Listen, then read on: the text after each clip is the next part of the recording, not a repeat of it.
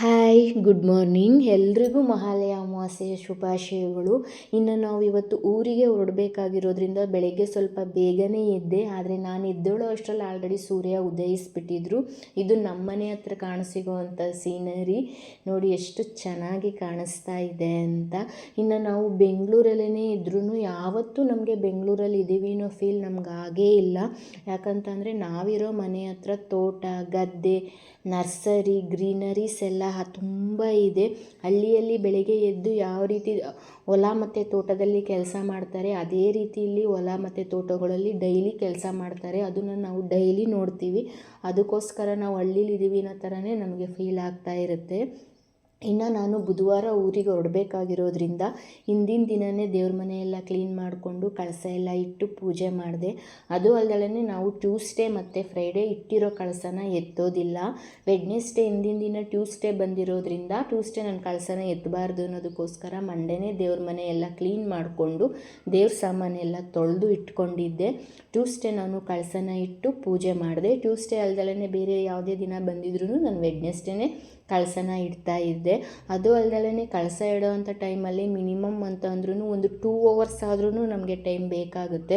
ಇದು ಪ್ರತಿಯೊಬ್ಬದ ಹೆಣ್ಮಕ್ಳಿಗೂ ಗೊತ್ತಿರುತ್ತೆ. ಕಳಸ ಇಡೋ ದಿನ ಒಂದು ಹಾಫ್ ಡೇ ದೇವ್ರ ಮನೆಗೆ ಬೇಕು ಅಂತ. ಹಾಗೆಯೇ ಹೆಣ್ಮಕ್ಳಿಗೆ ಯಾವ ಥರನಪ್ಪ ಅಂತ ಅಂದರೆ ತಾವು ಅಲಂಕಾರ ಮಾಡ್ಕೊಳ್ಳೋದು, ದೇವರಿಗೆ ಅಲಂಕಾರ ಮಾಡೋದು ಅಂತ ಅಂದರೆ ತುಂಬ ಇಷ್ಟ ಇರುತ್ತೆ. ಸೇಮ್ ನಾನು ಹಾಗೇ.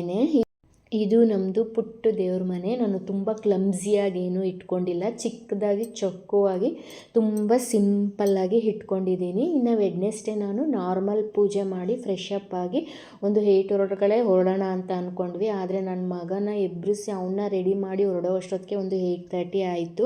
ಅವ್ನಿಗೊಂದು ಗ್ಲಾಸ್ ಹಾಲನ್ನ ಕುಡಿಸಿ ನಾವು ಒಂದು 8:30 ಅಷ್ಟರೊಳಗೆ ಬೆಂಗಳೂರನ್ನ ಬಿಟ್ವಿ. ನಾವು ಯಾವಾಗಲೂ ನೈಸ್ ಮೇಲೇ ಹೋಗೋದು. ನೈಸ್ ತುಂಬ ರಶ್ ಇರುತ್ತೆ ಅಂತ ಅಂದ್ಕೊಂಡು ಬಂದ್ವಿ. ಆದರೆ ಇಲ್ಲಿ ಬಂದು ನೋಡಿರೋ ನಮಗೇ ಶಾಕ್ ಆಗಿತ್ತು. ನೈಸ್ ಫುಲ್ ಖಾಲಿ ಇತ್ತು. ಏನಕ್ಕೆ ಅಂತ ಗೊತ್ತಿಲ್ಲ. ಮೋಸ್ಟ್ಲಿ ಎಲ್ಲರೂ ಈವ್ನಿಂಗ್ ಓಡೋಣ ಅಂತ ಅಂದ್ಕೊಂಡ್ರು ಅನಿಸುತ್ತೆ. ಅದೇ ರೀತಿ ಆಲ್ರೆಡಿ ಟೈಮ್ 10 ಆಗಿದ್ದರಿಂದ ಬಿಡದಿ ಹತ್ರ ಇರೋ ಒಂದು ಹೋಟೆಲಲ್ಲಿ ಟಿಫನ್ನ ಮುಗಿಸ್ಕೊಂಡ್ವಿ. ಮತ್ತು ಅಲ್ಲೇ ಒಂದು ಕ್ಯಾಟ್ನ ನೋಡಿ ನನ್ನ ಮಗ ಆಡೋದಕ್ಕೆ ಸ್ಟಾರ್ಟ್ ಮಾಡಿಕೊಂಡ.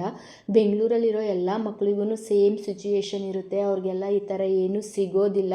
ಜಸ್ಟ್ ಸ್ಕೂಲ್ಗೆ ಹೋಗಬೇಕು, ಮನೆಗೆ ಬರಬೇಕು ಅನ್ನೋದಿರುತ್ತೆ. ಅದಕ್ಕೋಸ್ಕರ ಅವನು ಆಡ್ಕೊಳ್ಳಿ ಅಂತ ನಾವು ಒಂದು 10 minutes ವೆಯ್ಟ್ ಮಾಡಿದ್ವಿ. ಇನ್ನು ಮನೆಗೆ ಬರೋ ಅಷ್ಟರೊಳಗೆ ಒಂದು 12:30 ಆಗೋಯಿತು. ಇನ್ನು ಅಡುಗೆ ಎಲ್ಲ ಮುಗಿಸಿ ನಾವು ಎಡೆ ಇಡೋದಕ್ಕೆ ಸ್ಟಾರ್ಟ್ ಮಾಡಬೇಕು ಅಂತ ಒಂದು 6:30ಗೆ ನಾವು ಎಡೆ ಇಡೋದಕ್ಕೆ ಸ್ಟಾರ್ಟ್ ಮಾಡ್ತೀವಿ. ಇದು ನಮ್ಮ ಮನೆ ಹತ್ರ ಹಾಕ್ಕೊಂಡಿರೋ ಒಂದು ಎಲೆ ಅಂಬು. ಚಿಕ್ಕದಾಗಿ ಒಂದು ಬಳ್ಳಿ ನೆಟ್ಟಿದ್ವಿ, ಅದು ಫುಲ್ ಮನೆ ಸುತ್ತ ಹರಡ್ಕೊಂಡಿದೆ. ಇನ್ನು ಎಡೆ ಇಡೋದಕ್ಕೋಸ್ಕರ ನನ್ನ ಹಸ್ಬೆಂಡ್ ಅಲ್ಲಿ ಎಲೆನ ಕಿತ್ಕೊತಾ ಇದ್ರು. ಇನ್ನು 6:30ಇಂದ ನಾವು ಎಡೆ ಇಡೋದಕ್ಕೆ ಸ್ಟಾರ್ಟ್ ಮಾಡಿದ್ವಿ. ಕೆಲವು ಕಡೆ ಬೆಳಗ್ಗೆನೇ ಎಡೆ ಇಟ್ಬಿಡ್ತಾರೆ, ಒಂದು 10-11 ಒಳಗಡೆ. ಆದರೆ ನಾವು ಆ ಥರ ಅಲ್ಲ, ನಾವು ಸೂರ್ಯ ಮುಳುಗಿದ ಮೇಲೇ ಎಡೆ ಇಡೋದು. ಅದು ಅಲ್ಲದೆ ನಾವು ನಾನ್ ವೆಜ್ನ ಇಡ್ತೀವಿ. ಇನ್ನು ಯಾವತ್ತೇ ಹಬ್ಬ ಬಂದ್ರೂ ಮಂಡೇ ಆಗಿರಲಿ, ಥರ್ಸ್ಡೇ ಆಗಿರಲಿ, ಸಾಟರ್ಡೇ ಆಗಿರಲಿ ನಾವು ನಾನ್ ವೆಜ್ನ ತಿನ್ನೋದಿಲ್ಲ. ಆದ್ರೂ ಅವತ್ತು ಬಂದ್ರೂ ಕೂಡ ನಾವು ಊಟ ಮಾಡಿಲ್ಲ ಅಂತಂದ್ರೂ ನಾವು ನಾನ್ ವೆಜ್ಜನ್ನೇ ಎಡೆ ಇಡೋದು. ಹಿಂದೆಯಿಂದನೂ ಅದೇ ರೀತಿ ನಡೆಸ್ಕೊಂಡು ಬಂದಿದ್ದಾರೆ.